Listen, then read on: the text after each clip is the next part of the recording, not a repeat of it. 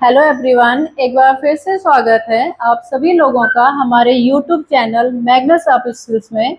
आज की इस सीरीज में फिर से हम जो टॉपिक लेके आए हैं वो अकाउंट से रिलेटेड है। और जैसा कि आप जानते हैं, आप पिछली वीडियोज में हम देख चुके हैं कि हम बेसिक टर्म से स्टार्ट किया हमने। तो सबसे पहले हमने बताया कि बेसिक टर्म्स क्या होते हैं, फिर उन टर्म्स का यूज हम कहाँ पे करते हैं, उसके लिए हमने टाइप्स ऑफ अकाउंट की डिटेल आपको दी थी जिसके बेस पे हम डेबिट और क्रेडिट करते हैं। उसके बाद हमने जो जनरल ट्रांजेक्शन्स किए थे उसके बाद हमने सीखा कि कैसे लेजर्स मेंटेन किए जाते हैं। फिर हमने एक और अकाउंट मेंटेन किया लेजर्स के बेस पे जिसको हम ट्रायल बैलेंस बोलते हैं। तो पिछली वीडियोज में आप जो जितनी भी वीडियोज आप देख चुके हैं उसमें हम बेसिक से स्टार्ट कर रहे हैं। बट कुछ बिजनेसमैन ऐसे होते हैं जो कहते हैं कि हमें इतना ज्यादा अकाउंट मेंटेन नहीं करना है, मुझे केवल अपने एक्सपेंसेस और इनकम ही मेंटेन करनी है। तो वो जर्नल लेजर्स ये सब ट्रांजेक्शन्स नहीं करके बुक मेंटेन करते हैं। तो जो आज का हमारा टॉपिक रहेगा वो इन बुक्स से रिलेटेड ही रहेगा। तो इन बुक्स में हम सीखेंगे कि इन बुक्स के अंदर भी हमें डेबिट क्रेडिट ही करना है और किसको हमने डेबिट करना है और किसको हमने क्रेडिट करना है। और ये जो बुक्स मेंटेन होती है पूरे महीने के हिसाब से होती है। तो इन बुक्स के बेस पे हमें क्लोजिंग निकालना होता है और जो हमारा इस महीने का क्लोजिंग होगा वो नेक्स्ट मंथ हमारा फिर ओपनिंग बन जाता है। तो जिन लोगों के पास इतना टाइम नहीं है या जो इतना बड़ा अकाउंट मेंटेन नहीं करना चाहते हैं तो वो कैश बुक मेंटेन करते हैं।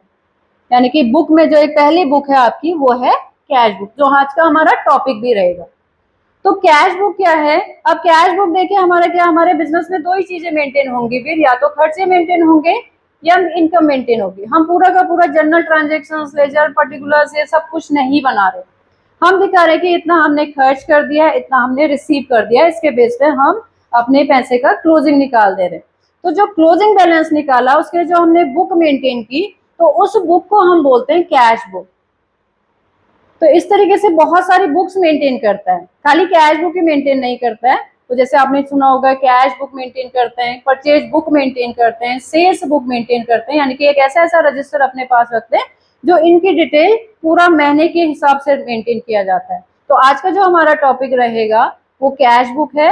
आज हम पढ़ेंगे डिटेल्स में कि कैश बुक क्या होती है और इसको कैसे मेंटेन किया जाता है और कितने टाइप की कैश बुक है। तो पहला जो कैश बुक है, आपकी जो पहली कैश बुक का जो टाइप है वो टाइप्स हैं। अब 4 टाइप की कैश बुक हम पढ़ाएंगे जिसमें सिंगल कॉलम कैश बुक आएगी, डबल कॉलम कैश बुक्स आएंगी और triple column cash book and petty cash book. ये 4 टाइप की बुक्स होती हैं जो कैश को मेंटेन करती है, केवल कैश को। यहाँ पे हम उधार वाली किसी भी ट्रांजेक्शन को नहीं लेंगे। आप इतना याद रखेंगे कि उधार की एंट्री इन बुक्स के अंदर कभी भी नहीं आएंगी। और आप ये भी ध्यान रखेंगे कि जो लोग जनरल लेजर्स को और जनरल और लेजर्स को मेंटेन नहीं करते वो इन कैश बुक को मेंटेन करते हैं। तो इस कैश बुक में पहले हम आते हैं सिंगल कॉलम कैश बुक पे।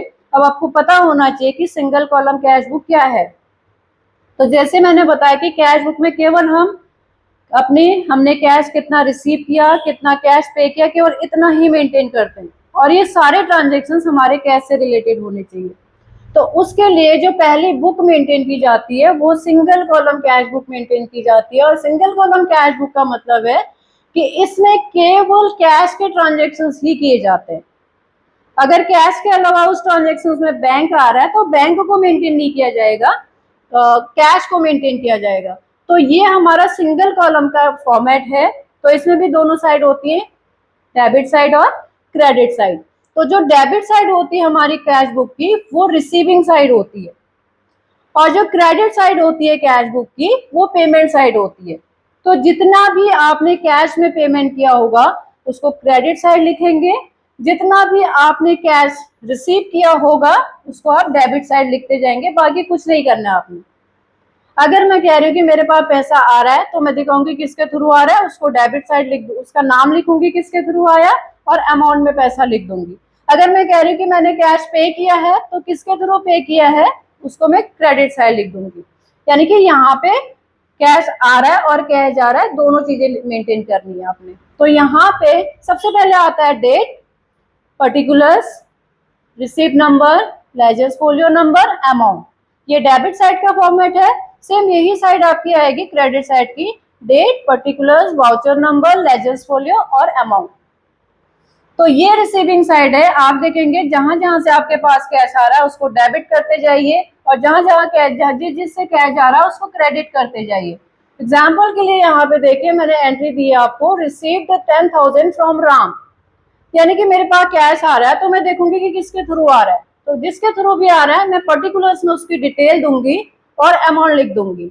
तो यहाँ पे मैंने लिखा है यहाँ पे कि मुझे जो कैश रिसीव हुआ है राम से हुआ है, तो मैं यहाँ पे लिख दूंगी, राम का नाम लिख दूंगी और सीधे सीधे अमाउंट पे लिख दूंगी कि कितना रिसीव कर लिया मैंने, 10,000 रिसीव कर लिया। और दूसरा ट्रांजेक्शन है कि मैंने पे किया है, श्याम को पे किया है।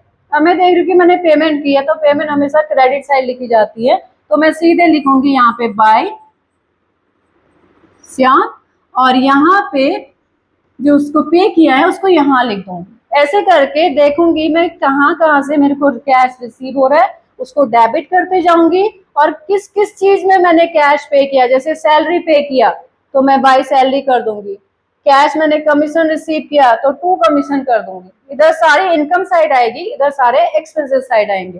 फिर फाइनल में आप क्या करते हो, सबका टोटल करोगे, डेबिट साइड का टोटल करोगे और क्रेडिट साइड का टोटल करोगे। जब आप इनका टोटल करोगे फिर आप देखोगे कि कौन सी साइड बड़ी है, आपका रिसीविंग साइड ज्यादा अमाउंट आ रहा है या पेमेंट साइड का ज्यादा अमाउंट आ रहा है। जिस साइड का भी अमाउंट ज्यादा आ रहा है उस अमाउंट में से आप कम वाले अमाउंट को माइनस कर देंगे, तो वो कैश का बैलेंस निकाल के आ जाएगा। जैसे यहाँ पे आप देख रहे हैं कि हमारी इनकम ज्यादा है और एक्सपेंसेस कम है, तो हम क्या करेंगे, 10,000 में से 3,000 को माइनस करेंगे, तो जो मेरा कैश का बैलेंस आएगा तो हम उसको यहाँ पे लिख देंगे, और मैं यहाँ पे लिख दूंगी कि जो मेरा कैश का बैलेंस है वो अब 7,000 है। अब अगर मुझे पूछा जाता है कि मेरे कैश बैलेंस बताओ हमारे बिजनेस का कितना है, तो मैं सीधे सीधे इस कैश बुक को ओपन करूंगी और देखूंगी बैलेंस कितना है। और ये जो बैलेंस है ये इस महीने का क्लोजिंग बैलेंस कहलाता है, जिसको मैंने बैलेंस सीडी आपको बताया था जब हमने लेजर्स क्रिएट किए थे। और यही बैलेंस अब नेक्स्ट मंथ की फर्स्ट डेट को ओपनिंग बन जाएगा।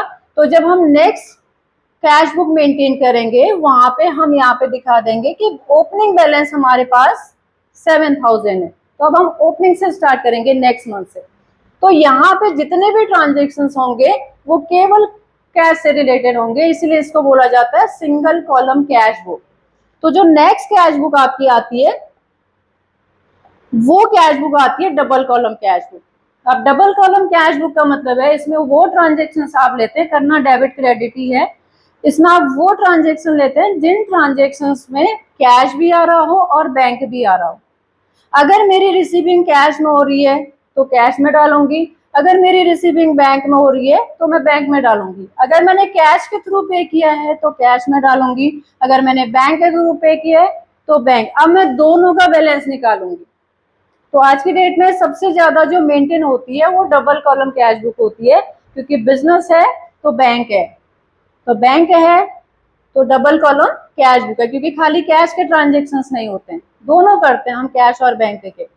तो ये जो कैश बुक है ये कैश बुक आपकी है double column cash book. Same format रहेगा, डेबिट साइड आपका रिसिप्ट आएगा और क्रेडिट साइड आपकी सारी पेमेंट आएगी। जिन जिन चीजों से आपने रिसीव किया उसको डेबिट करते जाइए, बैंक का है तो बैंक में डालिए, कैश का है तो कैश में डालिए।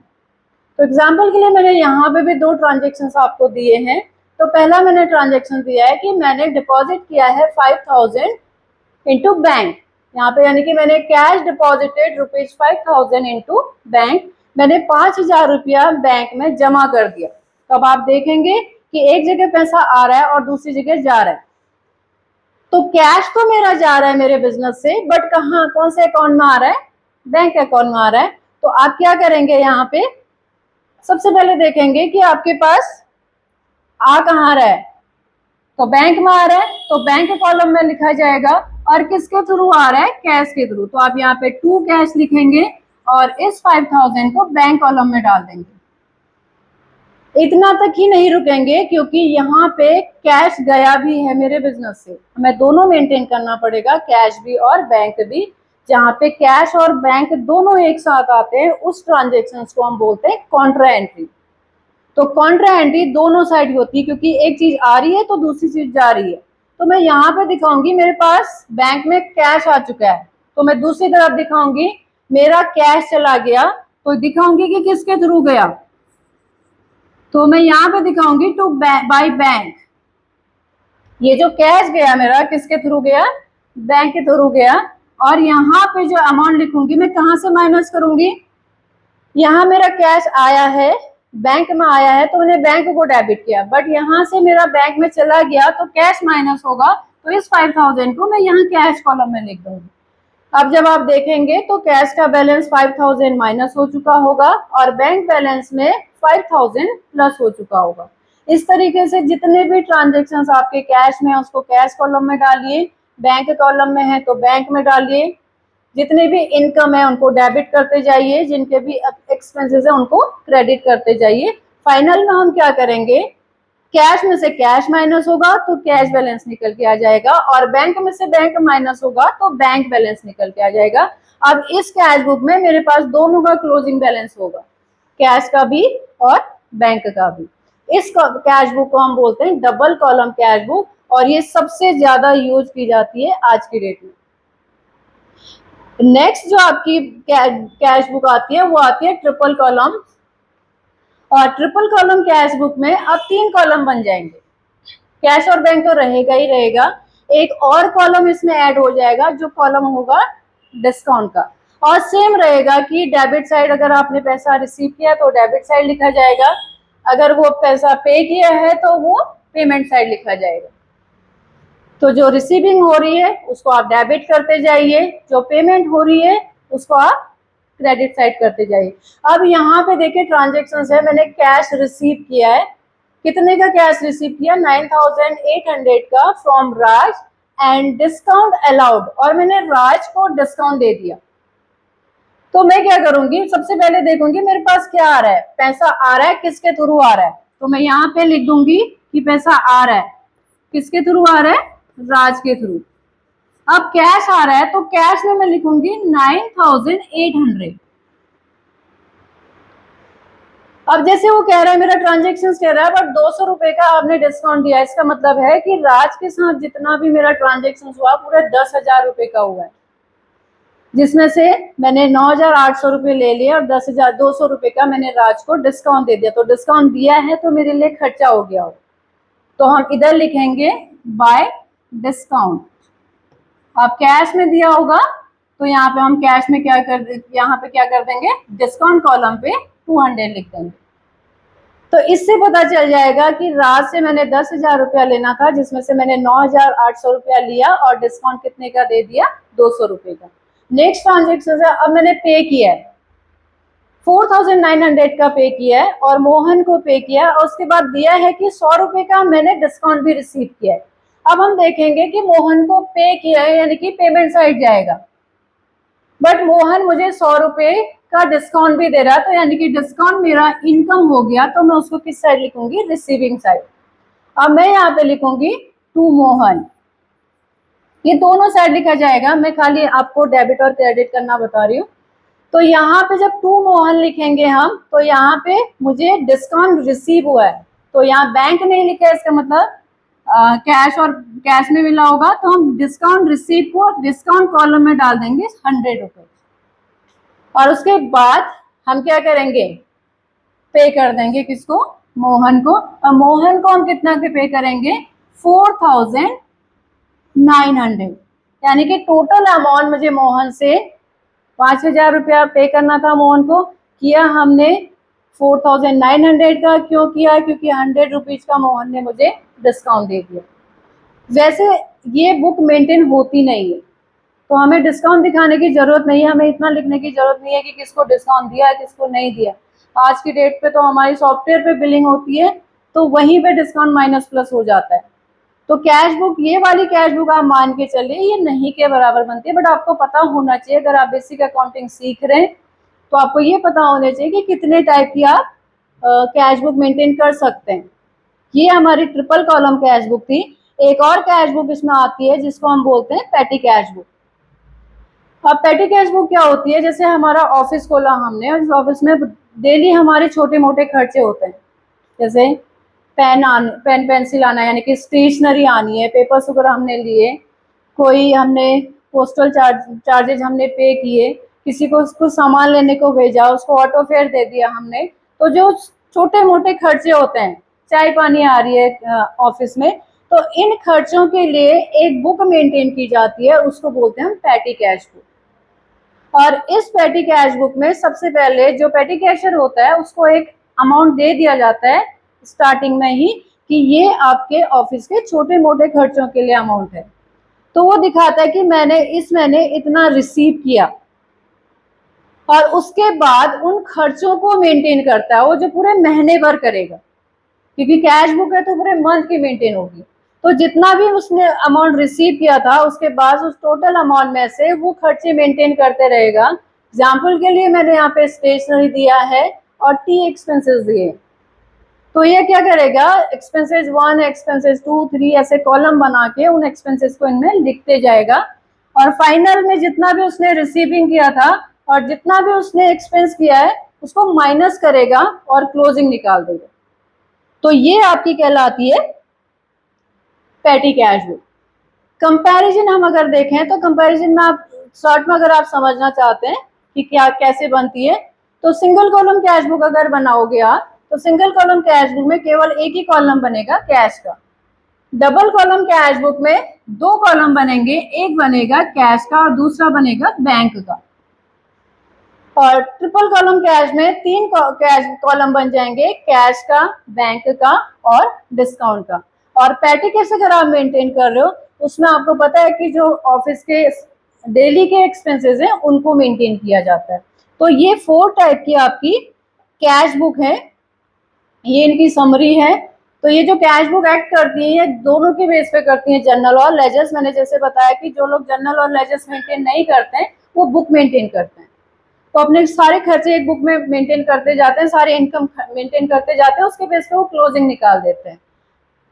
नेक्स्ट आपका यहाँ पे मैंने 3 आपके लिए क्वेश्चन छोड़े हुए हैं, इन तीनों को आप ध्यान से पढ़ेंगे और मुझे कमेंट बॉक्स पे कमेंट करेंगे कि किसका आंसर क्या होगा। मैंने यहाँ पे जो दिया है कि क्वेश्चन नंबर 1 है, इस 1 को पढ़ेंगे आप और उसमें मुझे बताएंगे कि कौन सी बुक मेंटेन होगी, कैश बुक मेंटेन होगी, single column cash book maintain होगी, डबल होगी, ट्रिपल होगी या पेटी कैश बुक। सेम ऐसे सेकेंड वाले में, सेम ऐसे थर्ड वाले में।